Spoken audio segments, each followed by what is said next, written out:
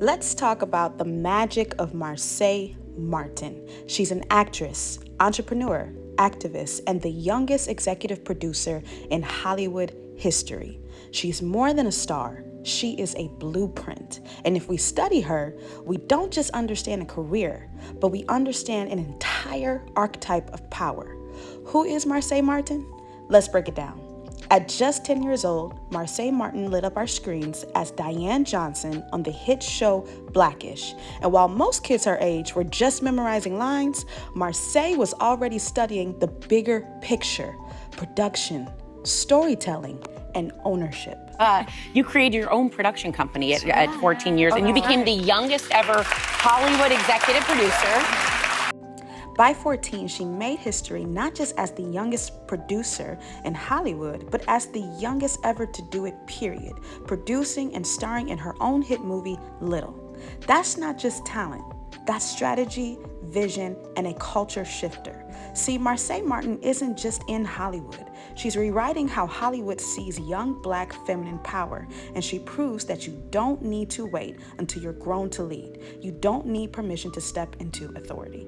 As Black creators, we are often kind of put in a space of, to create a powerful project, it has to be about our pain and our sorrow and our emotion, or about slavery, or something that just kind of dwells on what we have to go through. That is not our whole story. That is not every ounce of our story. For me, specifically, and the things that I would love to create is things that exude joy. And that is why she matters, because Marsai Martin shows us what happens when brilliance meets courage and gets executed with excellence. Her archetype, the regal prodigy. Marsai Martin. When we study Marsai Martin, we have to understand one thing first. She doesn't just react to culture, she directs it.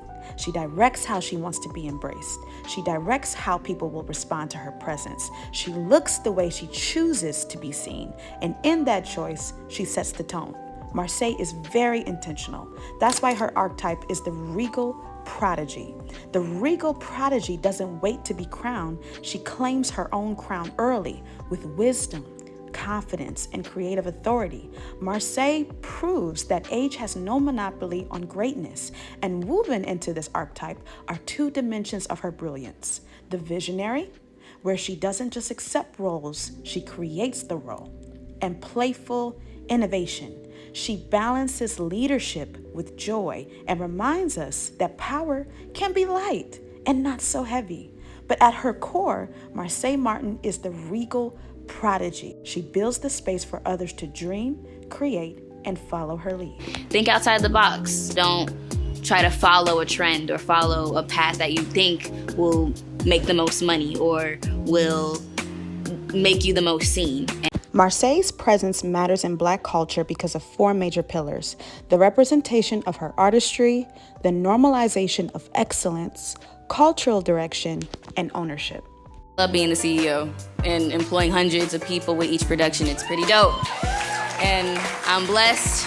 How to respect myself, respect my space, trust, and to be able to constantly pivot if I need to. Through the representation of her artistry, Marsai creates and stars in roles that show Black women in roles that are accurate to our everyday life and range. While some creators keep us stuck in a stripper, hard worker, or maid category, Marsai highlights Black girls that don't shrink themselves to fit in one category. She shows we are smart, stylish, funny, and bossed up all at the same time. Secondly, the normalization of excellence. What used to feel rare to see a young Black woman holding executive power, Marsai shows that a Black woman in this role is an everyday experience, almost like a wink to society to say, we've always been here, so keep up. She sets the expectation higher for the next generation. Cultural direction. Marsai doesn't just go along with the trends, she sets the tone. And then lastly, ownership. She flipped the script by moving from actress to executive. She's not just in the story, but she's calling the shots on the story. And when I was little, I literally said, my goal is to be a legend. I wanted to be a legend, which means impacting my community, the people around me. To be a young Black girl, it just shows me constantly that it can happen. Yeah. And 3 major feminine strategies to take away from the regal prodigy, that which is so glorified through Marsai Martin, is to own your narrative. Don't wait for someone else to tell your story or hand you a role. Create it. Secondly, confidence is your currency. Marsai believed in herself before the world even caught on. Your belief in your own worth shapes how people see you. And lastly, be creative, not reactive. She isn't just responding to what the world gives her. She's directing her energy, setting the tone, and creating spaces for her ideas to thrive. 3 major archetypes that will naturally attract to the regal prodigy is 1, the visionary king, men who dream big and are creating on their own empires. 2, the strategic protector, men who allow the creativity and space. And then 3, the wise guide, men who bring perspective, mentorship, and stability to her world. Yes, you heard me correctly. Marsai isn't just a blueprint for women, but she teaches men lessons too. And she naturally attracts men who can match her energy. First, by knowing that the men around her are those who understand that a woman leading isn't a threat, it's a standard of excellence. Secondly, by her strategic plays. The men around her understand that her influence comes from her energy, her foresight, and her ability to inspire. And thirdly, Marsai proves brilliance doesn't wait for titles or seniority.